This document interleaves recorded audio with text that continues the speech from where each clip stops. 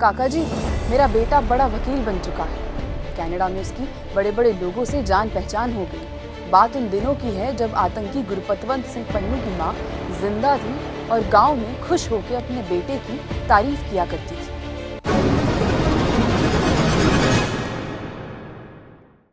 इससे पता चलता है कि पन्नू की माँ भी नहीं चाहती थी कि वो आतंकी कहलाए। पन्नू ने अपनी माँ को ही नहीं, देश के अरमानों को भी चोट पहुंचाई है। पंजाब के खानकोट से कैसे यूएस पहुंचा पन्नू? अमृतसर जिला के दुआबा नहर के किनारे के अंतिम छोर में बसा गांव खानकोट इन दिनों सुर्खियों में है। गांव की तरफ जाने वाली तंग सड़क के किनारे बह रही नहर की ओर से आने वाली ठंडी हवा की झोंके राहत देने वाली है। लेकिन इस गांव में पैदा हुए सिख फॉर जस्टिस के आतंकी गुरपतवंत सिंह की करतूतों को सुनकर ग्रामीण स्तब्ध है। भारत के खिलाफ हमेशा जहर उगलने वाले पन्नू को हमारी सरकार ने डेजिग्नेटेड टेररिस्ट यानी आतंकी घोषित कर रखा है। भारत में उसके खिलाफ राजद्रोह के 3 मामलों सहित 22 आपराधिक केस दर्ज हैं। पन्नू ने पंजाब यूनिवर्सिटी से लॉ किया है। इसके बाद वो विदेश चला गया था। वहां उसने शुरुआत के कुछ सालों तक कैब ड्राइवर और स्वीपर का काम किया और बाद में वकालत शुरू कर दी। तब से वह अमेरिका और कनाडा में ही रह रहा है।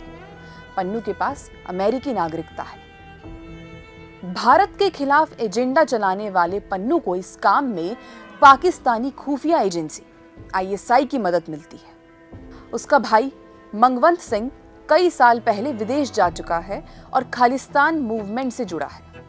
SFJ पर भारत में लगा हुआ है प्रतिबंध।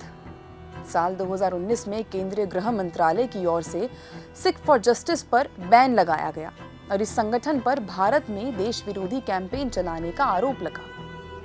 UAPA एक्ट के तहत इस संगठन पर बैन लगा था। किसान आंदोलन के बीच हुई चर्चा। कृषि कानून के खिलाफ भारत में जो आंदोलन शुरू हुआ, सत्ताधारी दल के निशाने पर रहा। भारतीय जनता पार्टी ने कई बार आरोप लगाया कि किसान आंदोलन में कई ऐसे संगठन शामिल हो चुके हैं जो खालिस्तान का समर्थन करते हैं। इस दौरान सिख फॉर जस्टिस का नाम भी आया। दिल्ली में नेशनल इन्वेस्टिगेशन एजेंसी यानी कि NIA ने पंजाब के कई किसान नेताओं और संगठनों को नोटिस दिया था। इन सभी पर सिख फॉर जस्टिस संगठन के साथ संपर्क करने और किसान आंदोलन को भड़काने का आरोप लगाया था, जिस पर काफी बवाल भी हुआ था। क्यों जारी नहीं हुआ रेड कॉर्नर नोटिस? विदेशी धरती पर रहकर आतंकवाद फैलाने वाले गुरपतवंत सिंह पन्नू के खिलाफ रेड कॉर्नर नोटिस जारी करने के लिए भारत सरकार इंटरपोल से 2 बार अपील कर चुकी है। आखिरी बार 2022 में अपील की गई थी। लेकिन हैरान करने वाली बात यह है कि कम जानकारी होने का हवाला देते हुए इंटरपोल भारत की अपीलों को दोनों बार खारिज कर चुकी है।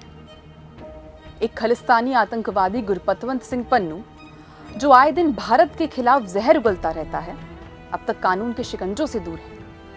आखिर कब तक भारत उसकी नापाक हरकतों को झेलता रहेगा? कब इंटरपोल इस आतंकवादी के खिलाफ पुख्ता सबूतों को संज्ञान मिलेगा? सवाल तो बहुत हैं, पर जिस तरह से भारत अंतर्राष्ट्रीय स्तर पर अपना दमखम दिखा रहा है, वो दिन दूर नहीं जब यह आतंकवादी पन्नू भारत की गिरफ्त में होगा।